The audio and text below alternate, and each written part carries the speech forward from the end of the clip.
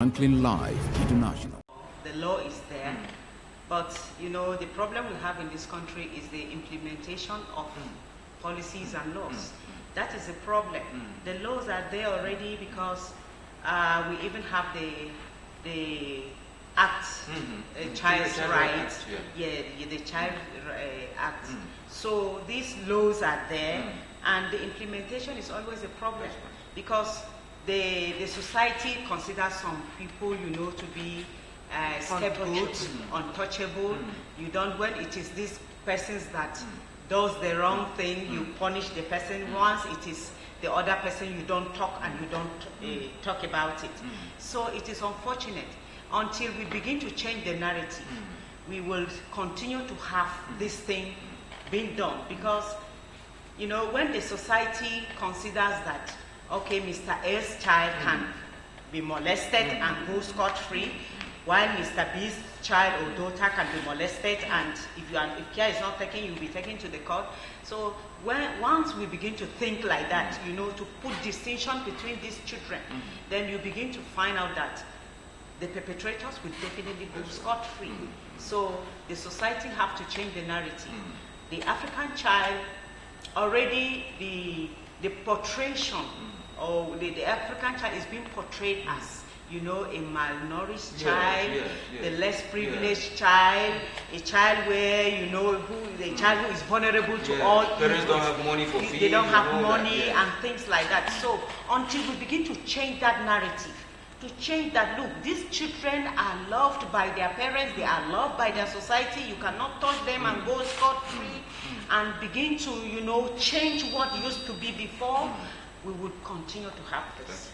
And the parents, especially what is happening nowadays, the cases of rape here and there, it is a very saddening thing to parents that you watch your child that is not even up, they are minors in the society, and the laws, you know, talks about, you know, what happens to you when you molest a minor.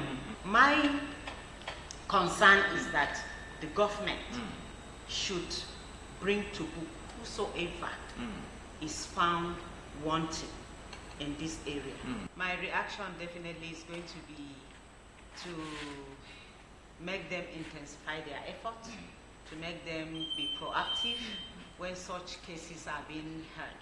Because, you know, one thing I would like to say here is that I wish there was no COVID-19 for us to have really celebrated the African child. Yes, but it's unfortunate that COVID-19 came and took over everything. But we want to thank Taraba Television for making this platform a reality, for us to at least air out our views.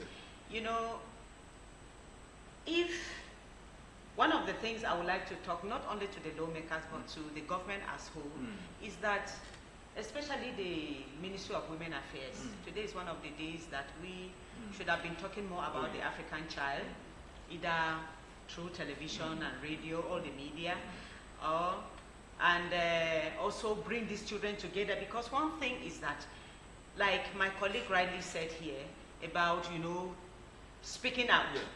You know, the children don't really know that they have to speak out until they are being told that, see, when this thing happened, this is how you are going to react. A friend once told me how they were discussing in a family like this, and the elders, the most elders amongst the siblings, now told the younger ones, the girls, and said, each time somebody comes to rape you, what you do is grab his third leg, grab it and scream. So as if she knew that something like that was going to happen. And one day, it was still within the house, it was the rat within the compound that came and wanted to do that. So she grabbed the third leg and screamed, and that was how she was rescued. You know, some of these things, the children need to be told. Yes. This is how you are supposed to I'm really happy to hear this, because I hosted Mrs. Mary Tijos here. I asked her that, will it be right to do what you're saying? He said, yes, please. Yes. If you are a victim of that, do that. Do that, yes, do that. And that is the only way the child can be freed from that. So some of these children, especially the girl child, needs to be told that this is what you are supposed to do when this thing occurs, when somebody does this, do that, and this is the next thing you are supposed to do, and say it out. You know, some of these things continue to happen because nobody talks about it. He goes to Miss A, does it, and comes out scot-free. Then he will not have the guts to go to the next person.